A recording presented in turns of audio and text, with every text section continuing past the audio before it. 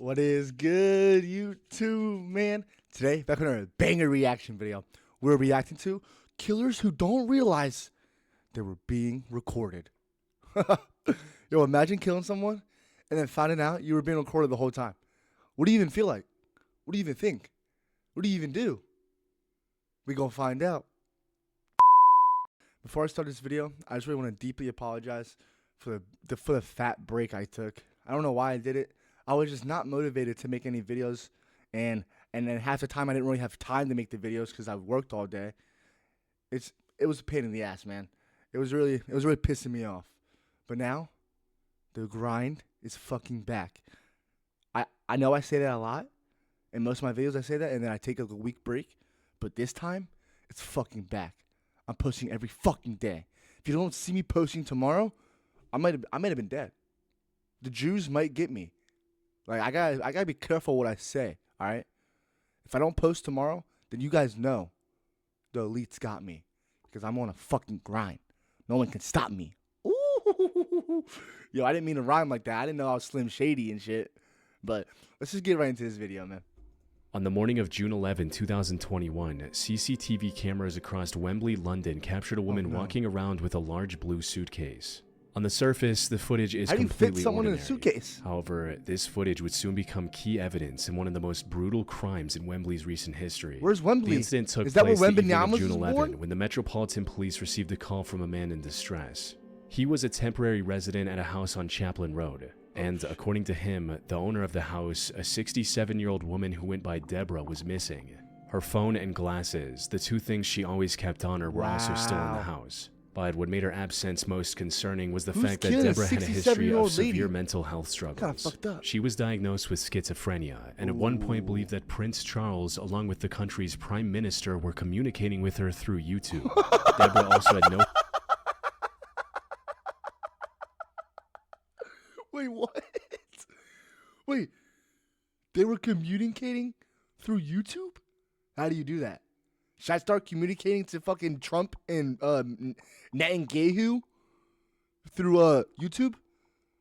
Family in the country she could have gone to either. The only people who knew her were those who attended the same church as she did. And speaking with people from the church gave investigators their first lead. One of Deborah's friends, 37-year-old Gemma Mitchell, told officers that Deborah had been depressed and that she went to stay with friends close to the ocean.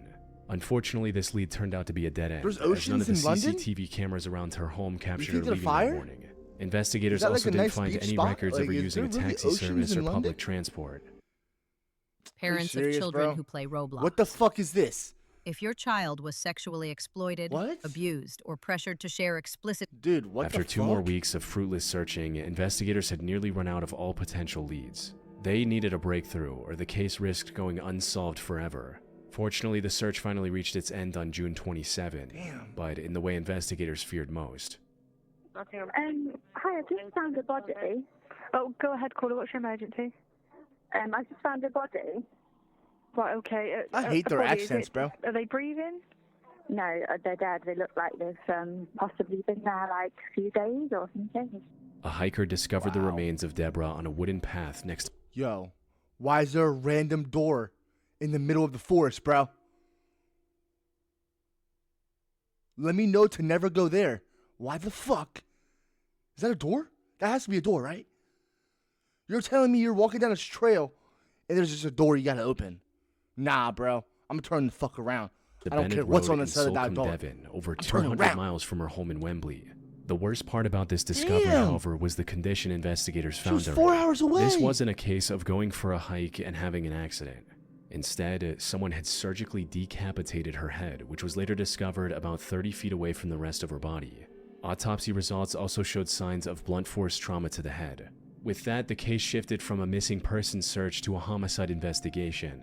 However, finding the culprit was going to be easier said than done, largely because Deborah never gave anyone a reason to take her life. Despite her mental health struggles, everyone who knew her described her as extremely kind and compassionate. She was even letting the temporary resident who filed the missing person report live with her for free since he couldn't afford to pay rent. Wow. While investigating those closest to her, investigators noticed something suspicious about Gemma. What? CCTV cameras captured Gemma walking toward Deborah's home with a blue suitcase on the morning of June 11th, the same day she went missing at around 6:30 a.m.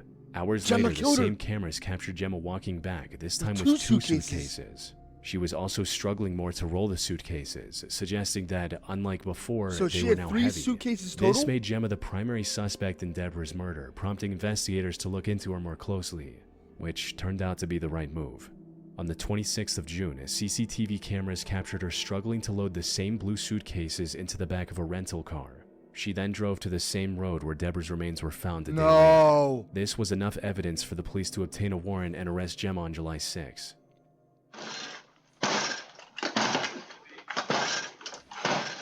My best. My best sneeze. Oh my god.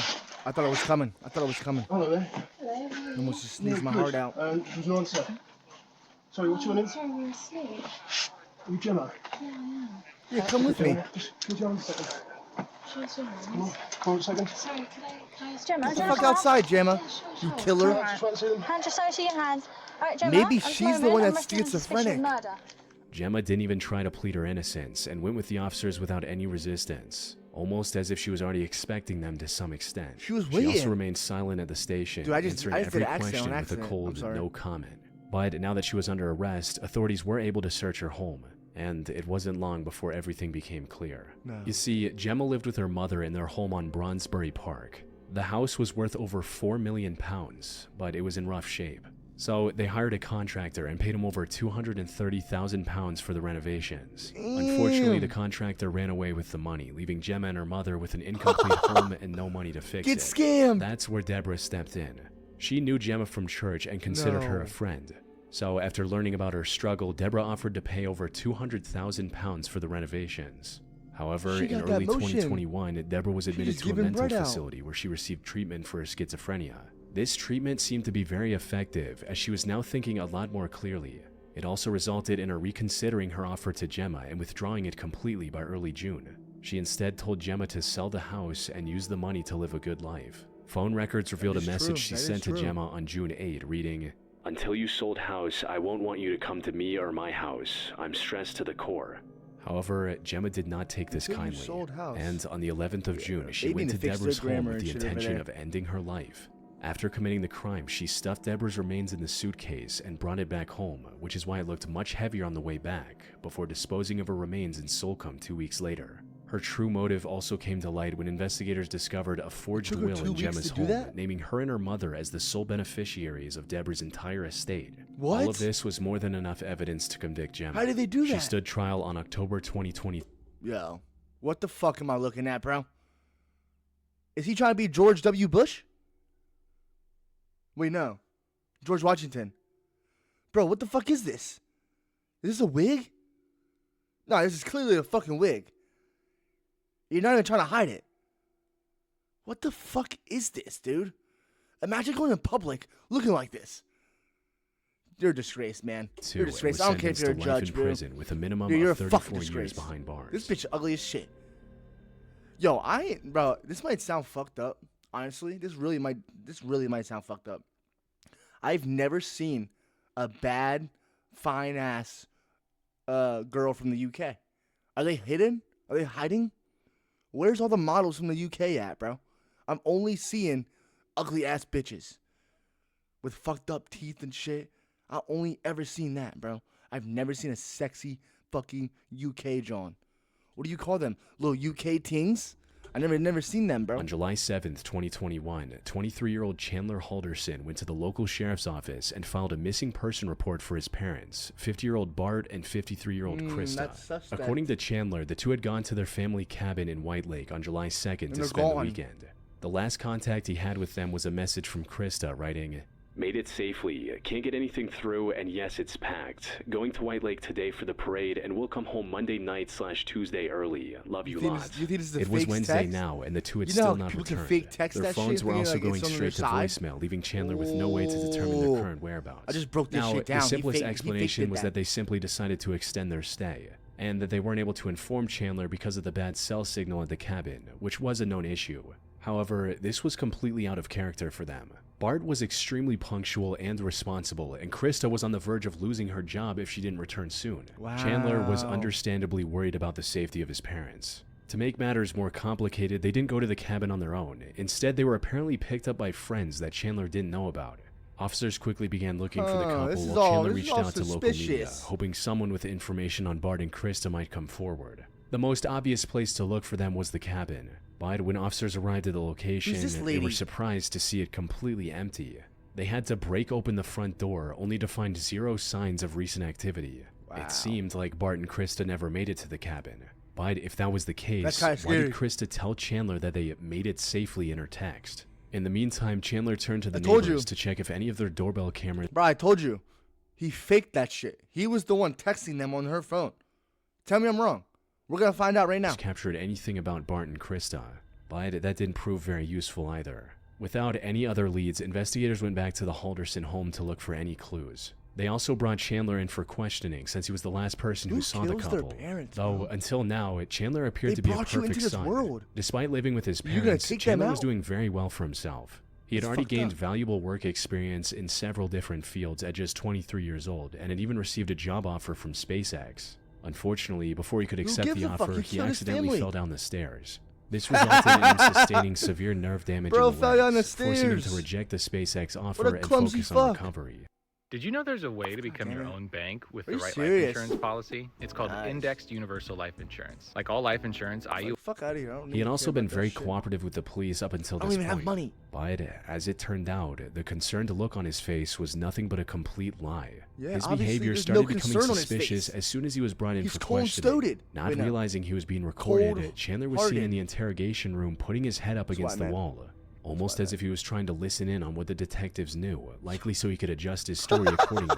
The investigators searching his home also discovered some Bro, you rather can't hear through the concerning walls, evidence. buddy. This included things like missing floor tiles and cabinets from the kitchen, a broken glass pane from the fireplace, and most concerningly, splatters of recently cleaned blood all throughout the house. How'd they find that? However, Chandler seemed to have an excuse for everything. He blamed the missing tiles and cabinets on renovations, and claimed the fireplace glass broke while playing with one of his dogs using a tennis ball. Cap. As for the blood, Chandler claimed that it came from Krista having excessive nosebleeds, Cap. and from Bart getting a deep cut on his leg while doing Nope. some repair work at home.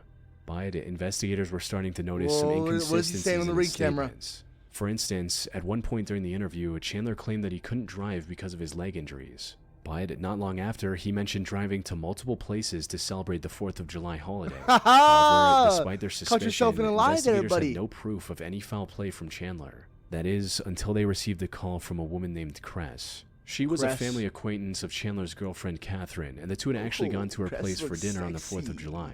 According to get that Cress, number? Chandler visited her farm in Cottage Grove on July 3rd, asking to use her pool. She said yes and went on with Let her me come day. use your pool, But too. when she came back to check on him an hour You could later, sit on my he face, wasn't too. in the pool. Instead, his car was backed up to a wooded area next to the farm, and its trunk was open. Investigators rushed to the location she provided, and not far into the wooded area, they found the dismembered remains No. of Bart Halderson. Oh wrapped in a my God, tarp you think this and hidden bitch under knows? some foliage. Around think the they did same it time, together? a different group of investigators discovered doorbell camera footage that showed the Halderson home in plain view. According to this footage, Bart and Krista never stepped foot outside on the morning of July 2nd. In other words, the story of killed their him in mystery there. friends picking them up was a complete lie. But when confronted with this evidence, What I told, Chandler bro, stopped talking what the and fuck asked did for a I lawyer. say? You know what happened. We're not going to tell you what happened. You know what happened. You were there He's when it stressing. He's happened. bad to cry. He's bad to cry. We're not BSing you. Don't okay? cry, bro. Don't cry. It's It okay. happened. You did it. You did it. We know more than you think we know. Okay? There's He's people shitting that have bricks. told us things. We have evidence. We have proof. More has happened. Okay. So your parents never. Yo, he made might it be to the autistic. cabin, I think you know that. Yeah, he's on the spectrum. There's nothing wrong with him. There's more than stressing. Okay. So you're asking for an attorney. We're not going to ask any more questions. It's him. Go stand up. You want to stand, bro? Bad timing to ask for an attorney, bro. You were talking that whole time, and then they said, we know. And now you want an attorney, bro? Might as well could you just confess, bro. They already know you fucking did it. Could have just confessed. Is that dumb? But I feel like he Krista's took way remains too were later long. discovered in an area near the Wisconsin River as well. Fortunately, investigators were able to find enough I'm gonna stay away evidence to from piece Wisconsin, together bro. exactly what We got happened school between Chandler and shooters his there. parents. I and actually why. don't know if the school They shooters found there. Bart and But that Krista's kid looks phones like a school inside the shooter. house wrapped in aluminum foil to block signals, confirming they never left the home. Shell casings found in the basement also confirmed that he more than likely shot his parents before dismembering and disposing of their remains. CCTV footage from a What did he nearby buy? supermarket caught him buying the tarp he used to transport Bart. However, the worst of what he did was revealed when investigators found tiny bone fragments in his fireplace. You see, at around 3 a.m. the night of, a neighbor's doorbell camera captured a strange light coming from the Haldersons' home. It got extremely bright before going out. Put simply, this bright light his neighbor's camera captured came from Chandler trying to cremate his parents. But the fire likely got out of hand and shattered the glass pane, resulting in him abandoning it. As for why he committed such a horrific crime, that had to do with his successful career. As it turned out, almost all of it was a lie. He never graduated, never did any jobs he could have done, and thus the offer from SpaceX was a lie as well. Bart apparently found out about it, and instead of facing the consequences of his years-long lie, Chandler decided that it was a better idea to take his parents' lives instead. Imagine faking your whole life, bro, saying you graduated, saying you got all these job offers, and it never even happened. What the fuck were you doing? How did his parents not figure this shit out years ago? And then they confronted him, and he killed him. How does that even make sense, bro? There has to be a motive to this shit, bro. There has to be more to this. He stood trial in You January don't just kill your parents because they 2022 and fucking was sentenced confronted to you. life in prison without the possibility of parole. On the night of December 28, 2016, a home security camera mounted outside a garage in Albuquerque, New Mexico, captured a seemingly bizarre there's always some scenario. bad shit happening in It New showed Mexico, a hooded bro. figure walk out of the darkness. I didn't know Breaking gently Bad was tip like over real a life trash there, bro. can, and then That shit disappear into real, the dude. darkness once again. Not I don't long know if it's after, actually the real, but I'm resident of just the saying. home noticed the trash can Sounds and cool came to if it would be pick it real. back up before walking back inside. The camera then captured the light from the garage door getting dimmer as it closed. But before it closed all the way, the door seemed to open again with a flashing light illuminating the driveway. What did he do? This looked quite random at first glance. However, what happened in this footage served as the start to a brutally violent crime that happened in the same house. The story began earlier that night when 54-year-old Don Fluid dropped off his daughter Sienna at his now ex-wife Christine's house. The next day, Sienna called Don's office, asking if he'd come to work that day. Apparently, he called Sienna every night to say goodnight, but he didn't call the night before, which worried her. And something was definitely not right. Don had never missed work without prior notice before. His phone was also ringing, but he wasn't picking up, which was very out of character for him. Many considered him the most upstanding person they knew, and it wasn't like him to ghost others out of nowhere. So, two of his coworkers decided to check up on him at his house that afternoon. However, when they reached the front door, it swung open. It was already unlocked. That's bad. They called out That's a Don's bad name, sign instantly. but when they heard no response, they decided to go inside. Everything in the house looked very normal. That is, until one of the coworkers went to the garage. There, she spotted a dark red streak on the wall behind the parked truck. She stepped closer to take a better look, only to come across what she was dreading the most. She called 911 and first responders rushed to the scene. Sadly, it was already too late for Don. He had several cuts on his body, a deep cut on his neck, and signs of blunt force trauma to his face. By the time his coworkers found him, he had already been dead for several hours. The Albuquerque police immediately launched a murder investigation. Imagine being able to build an app with your name on it, just by thinking about it. This is not what I'm thinking about. I want to think about the freaking Big Don, However, dude. the only clue they What had was happened to this Big home Bro? security footage. It wasn't clear enough to make out the suspect's face, that Don? but the footage did suggest the intruder knew Don's habits quite well. He knew his daily routine, and more importantly, he knew Don wouldn't be able to ignore the trash can if it were lying on the ground, giving him the chance to sneak into the garage while Don picked it back up. This wasn't a random burglar or serial killer who just saw an opportunity. It was likely someone close to Don. Oh my God. Unfortunately, figuring out who this person was turned out to be near impossible. He got the first stash suspect of a police fucking questioned dog was Terry too, Lee bro. White, Christine's now husband. You only know real Americans with that stash, bro. You can't name one fucking bad Samaritan with that stash. That man means business, bro. He saved lives, bro. That stash Given hold Don's history value of an in that intense bitch. custody battle You see that against shit? Christine and That Terry in hold the value. past, investigators began to look for any lingering resentment that could have boiled over into violence. I'm trying to get a stash However, like that. when questioned, Terry was scared. able to I don't think I'll provide look right with a alibis stash. for that night that completely I remember, checked bro, out. if y'all remember, The like a next year two ago, I had a potential little, suspects were shitty Don's beard. brother Dennis, who I didn't look have the like a best bitch, bro. I relationship look like with a Don, dumbass. and the I had to landlord shave Benny it. I had to Reeves. shave it. I had to But keep while up. neither had a strong alibi, there was also no evidence linking the two to the crime scene. With that, the investigation was back at square one. What? It wasn't until March 31, 2017 that the killer was identified. It turns out the person who led detectives to the truth was none other than Don himself. You see, despite what? likely getting ambushed by the killer, Don did not go down easy. He fought back and ended up scratching the attacker. This allowed investigators to find foreign DNA under his fingernails and match it against the samples police had taken from the suspects. More than 3 months after the crime, Don's killer was finally identified as 51-year-old Terry Lee White. Why the After fuck did clocking you in kill at Don? work as a commercial truck driver, Terry went to Don's place and carried out a plan he had likely been thinking over for a very long time. With the home security footage of him sneaking in Don's driveway showing how premeditated this whole thing was. Oh, so he After dropped a brief that. manhunt, Terry was arrested on April 3rd, 2017 in Arizona, about 200 miles from Albuquerque. He stood trial in June 2018 for his crime and was sentenced to life in prison without the possibility You killed of a great parole. man. A great fucking man. He didn't do shit to you, bro. That's some horse shit. It's some dog dick. I don't know why I said that last part. I'm gonna take that back. I should probably edit that one out. But if you guys want to see more videos like this, let me know in the comments down below. I'm gonna catch you guys in the next one. So woo!